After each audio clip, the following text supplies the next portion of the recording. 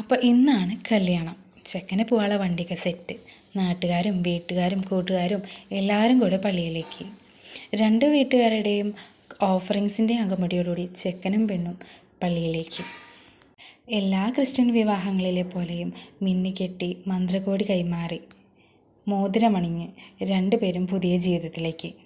പള്ളിയിലെ എല്ലാ ചടങ്ങും കഴിഞ്ഞ് രണ്ടുപേരും കൂടി സ്റ്റേജിലേക്ക്. മന്ത്രകോടി മാറി പെണ്ണും ചെക്കനും സ്റ്റേജിൽ കയറി കേക്ക് കട്ട് ചെയ്തു. അപ്പച്ചനും അമ്മച്ചിക്ക് ഒരു മോളെ കിട്ടിയ സന്തോഷമാണെങ്കിൽ റോസിൻ്റെ അമ്മയ്ക്കൊരു മോനെ കിട്ടിയ സന്തോഷം അതവരുടെ മുഖത്ത് നിന്ന് കാണാനും ഉണ്ടല്ലോ. രണ്ടുപേരും പിന്നെ മാല അങ്ങോട്ടും ഇങ്ങോട്ടും ഇട്ട് കൊടുത്തു. അതിൻ്റെ പിന്നാലെ ബൊക്കയും കൊണ്ട് മണിക്കുട്ടനും ജമ്മമുത്തും വന്ന് അവർക്കത് കൊടുത്തു. ഫോട്ടോഗ്രാഫറുടെ നിർദ്ദേശപ്രകാരം രണ്ടുപേരും അത് അങ്ങോട്ടും ഇങ്ങോട്ടും കൈമാറി.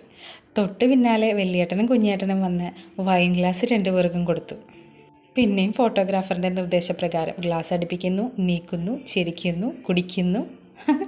അങ്ങനെയല്ല, എല്ലാ മാരേജിനും കാണുന്ന ഒരുവിധപ്പെട്ട കാഴ്ചകളൊക്കെ ഇവിടെയും തന്നെ നമുക്ക് കാണാനുണ്ടായിരുന്നു.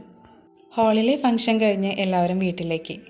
പുതുപ്പെണ്ണിന് മെഴുകുതിരി കൊടുത്ത് അമ്മ അകത്തേക്ക് കൂട്ടി. കല്യാണ വിശേഷങ്ങൾ ഇവിടെ അവസാനിക്കുന്നു. നേരെ തിരുവനന്തപുരത്തേക്ക്.